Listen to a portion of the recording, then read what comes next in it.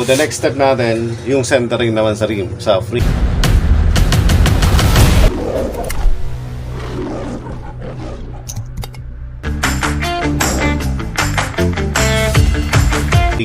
Kasi kadalasan to, pag na-align mo to, hindi agad to magkakaroon kasi minsan merong nagiging issues, nagiging problema din minsan na kapag hindi nag-center yung rim mo doon sa frame mo. Tingnan natin dito. After ma-align natin ito, align na total, align na rin yan. Wala yung okay ni siya. So, susubukan natin sa frame, susukatin natin dito bago natin may lagay yung gulong para sigurado tayo na hindi tatabingi yung gulong mo sa frame mo. Tayo. Kunin mo yung center sa baba, sa taas. So yan, yung taas niya, then yung sa baba. Yung sa baba na yan. So kailangan makuha din yung pinaka center niya ng rim. So makita natin dito, halos center na rin siya.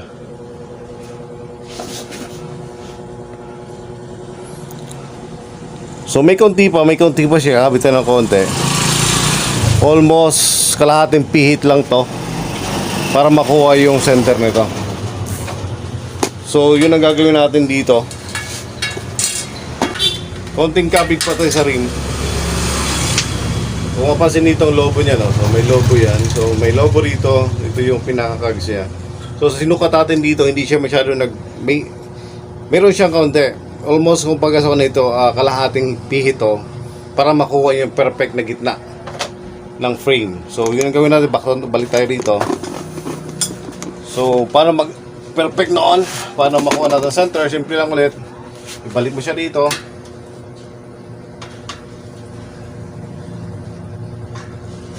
And then pipihit ka lang dito ng kalahati lang. Kalahati pihit dito. Para makuha yung habulin natin yung sa cogs. Kasi medyo may konti, napakaliit na kalahati na para makuha mo yung center papunta dito. So kakabig tayo ng konti. Kakabigin mo lang yung rayos mo papunta doon sa cogs na almost kalahating pihit lang para makuha mo yung center ng frame sa rim.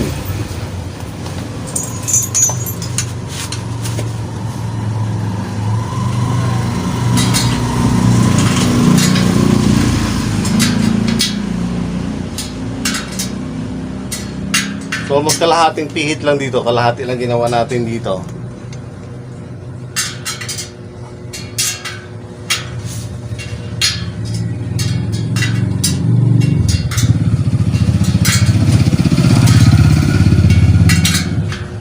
Hindi ka na, almost 1/4 lang pala kasi mapihit pa tayo.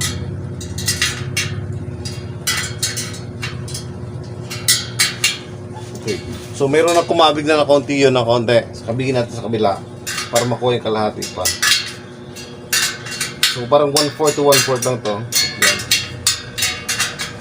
1/4 is kalahati na pihit.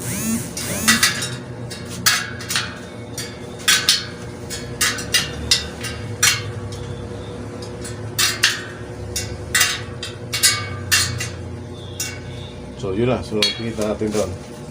So napihit natin dito. So next thing to do na pwede mong gawin, check ulit yung alignment niya, yung oblong kasi pwede nagbago yon. Yung wiggle niya, may chance na nagbago siya kasi may naayos tayo. Siyempre, ang ating shadow white. So may changes siya, may konting wiggle na konti kasi ginalaw natin yung rayos niya. So linis ulit natin, linis ulit itong linis lang.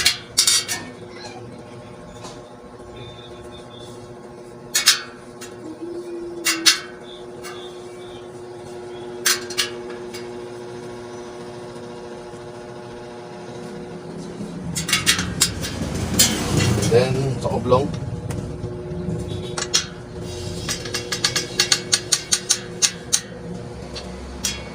Although, yung alignment kasi meron dito yan. Yung balancer kasi. Yung tooling stand. Meron dito dapat yun. So, wala tayong nawala kasi dito na tooling stand para makuha mo yung oblong. So, ginawa lang natin dito. So, binababa ko lang to. Para maging guide ko lang. So, yun lang kasi nawala yung dito. Pwede naman yun.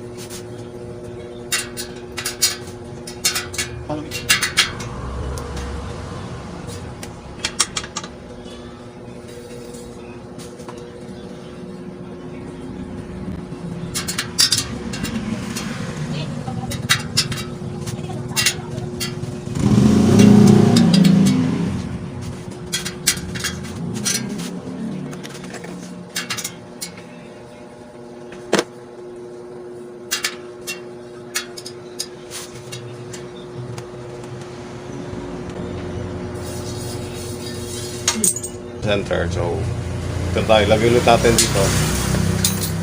So, dito tayo kung masyado sa pag-align. Medyo maselan tayo dito sa center. So, isang ulit ka lang makuha mo yung gitna. Hindi pa sa nag-align ka tapos na. So, binabalik ulit. Pabalik-balik tayo dito hanggang makuha mo yung center niya rito. Minsan tsambahan nakuha mo yung center, minsan naman hindi. So matyaga dapat sa pag-align. Kailangan siyang makuha mo yung tama. Kasi magiging problema kasi yun pag kinabit mo yung ayos mo sa yung kulongs.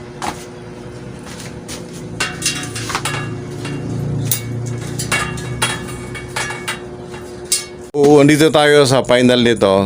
So far nakuha natin yung pinakagitna dyan. Yan. Yung dito, yung clearance dito, distance dito, at distance sa baba. So yun ang dalawa ang balance dapat. Kailangan pareha center dito. Kasi pag nasa mo yung gulong mo, makikita mo dito tabingi. So may part dito na magkaiba. So hindi center, magkaroon ng dikit. Minsan dito mas malawak. Yun ang mangyayari pag hindi mo inayos talagang center ng iyong pag-align. So yung alignment nakabase yung load sa yung pag-center ng frame nakabase sa alignment. Hindi sa walang issue yung frame, kundi sa alignment, tugod ka lang doon. So yun ang ating ginawa dito. Ito na ating finished product. Hindi pa lapang gulong ito. Malakas ba? Malakas yan.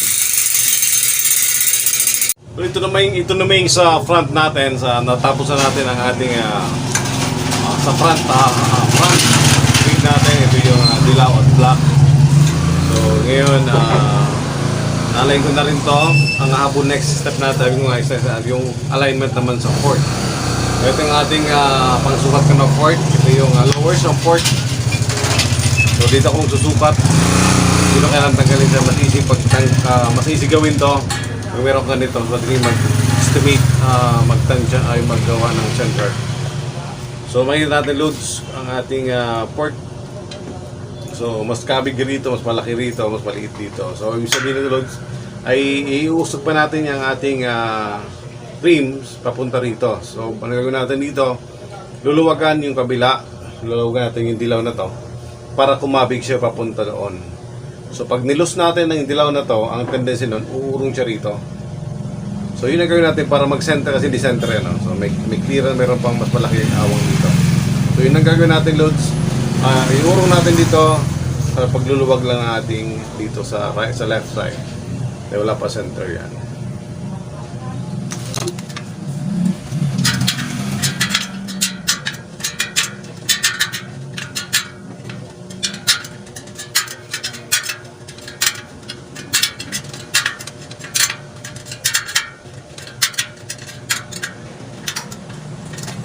Natin dito, meron pa konti sa pang dito. Then